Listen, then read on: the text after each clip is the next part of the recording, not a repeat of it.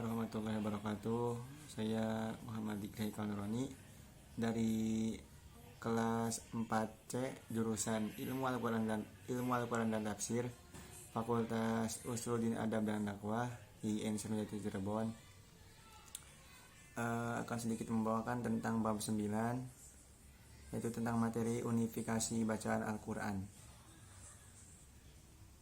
Mata kuliah Tarikh Al-Quran dengan dosen pengampu Bapak Muhammad Yahya M. Hum. Asal usul keberagaman bacaan Al-Quran. Dalam bab lalu telah dikemukakan bahwa salah satu sebab yang melatar belakangi munculnya keragaman bacaan Al-Quran adalah variae lectionis atau ketidaksempurnaan aksara Arab, yakni scriptio defectiva, yang tidak memiliki tanda-tanda vokal dan titik-titik diakritis pembeda konsonan berlambang sama yang digunakan ketika itu untuk menyusun teks Al-Quran, sekalipun sudut pandang tradisional menafikan asumsi semacam ini. Terdapat pijakan historis yang cukup solid untuk mengedepankannya. Gagasan tentang latar belakang kemunculan variae lectionis semacam ini dalam kenyataannya bukanlah hal baru di dalam Islam, sebagaimana dikemukakan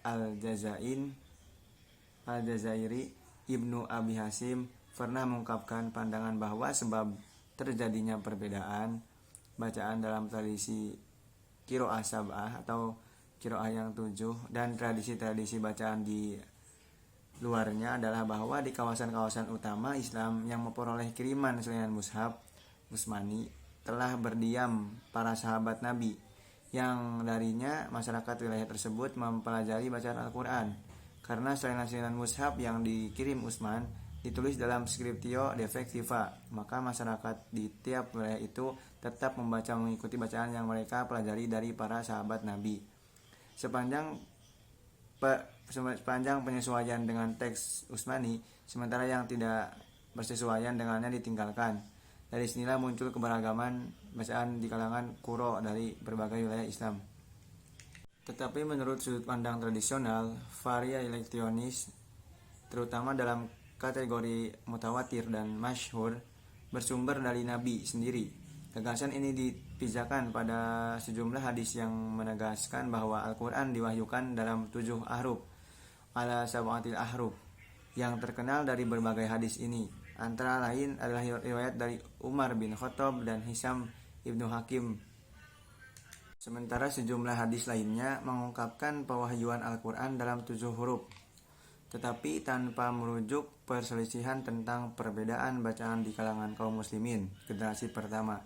Jadi Bukhari dan Muslim misalnya meriwayatkan dari Ibnu Abbas yang berkata bahwa Nabi pernah bersabda, Jibril membacakan Al-Quran kepadaku dalam 1 huruf, tetapi aku menolaknya, dan aku terus memohon kepadanya agar ditambahkan, maka dia menambahkannya hingga akhirnya mencapai 7 huruf. Demikian pula dikabarkan Ubay bin Ka'ab meriwayatkan bahwa ketika Nabi tengah berada di kolam Banu Ghafar, Jibril datang kepadanya dan berkata, sesungguhnya Allah memerintahkanmu membacakan Al-Quran kepada umatmu dalam 1 huruf. Nabi lalu menjawab, saya memohon perlindungan dan ampunan Allah, sesungguhnya umatku tidak mampu melakukannya. Kemudian Jibril mendatanginya lagi dan berkata, sesungguhnya Allah memerintahkanmu membacakan Al-Quran kepada umatmu dalam 2 huruf, harfain. Nabi memberikan jawaban yang sama. Kemudian datang lagi Jibril untuk ketiga kalinya dan berkata, sesungguhnya Allah memerintahkanmu membacakan Al-Quran kepada umatmu dalam 3 huruf. Terus seperti itu sampai akhirnya pada 7 huruf. Beberapa riwayat yang dikemukakan di atas, juga berbagai riwayat lainnya dalam kasus ini, menunjukkan bahwa perbedaan-perbedaan dalam pembacaan Al-Quran telah eksis di kalangan para sahabat Nabi. Karena Al-Quran diwahyukan dalam 7 huruf, ini merupakan penjelasan paling sederhana yang bisa dikemukakan di sini. Tetapi sejumlah besar sarjana muslim selama berabad-abad telah berupaya menjelaskan apa yang dimaksud ungkapan sab'ah ahruf dalam riwayat-riwayat tersebut. Sebagian sarjana muslim menjelaskan pengertian sab'ah ahruf dengan al-abwab al-sab'ah 7 gerbang atau 7 segi, yang dengannya Al-Quran turun ke 7 segi ini bertalian dengan perintah, larangan, janji, ancaman, perdebatan, kisah masyarakat terdahulu, dan perumpamaan. Ketujuh segi itu juga diberi kandungan lain, yaitu perintah, larangan, halal, haram, muhkam, mutasyabbihah, dan perumpamaan. Penjelasan ini sekalipun didasarkan pada beberapa riwayat, jelas bertabrakan dengan hadis-hadis tentang 7 ahruf yang menyiratkan perbedaan dalam pembacaan Al-Quran sebagai kemudahan bagi kaum muslimin lantaran ketidakmampuan mereka membacanya dalam satu huruf. Jika perbedaan di kalangan sahabat menyangkut hal-hal yang dijelaskan dalam kandungan ahwab al-asab'ah, maka adalah mustahil bagi Nabi untuk menjustifikasi perbedaan-perbedaan tersebut, karena bisa berkontradiksi antara satu dengan lainnya. Yang halal bagi suatu bacaan bisa menjadi haram bagi bacaan lain. Yang diperintahkan bisa menjadi melarang, yang muhkam bisa menjadi mutasyabbihah atau sebaliknya, dan seterusnya.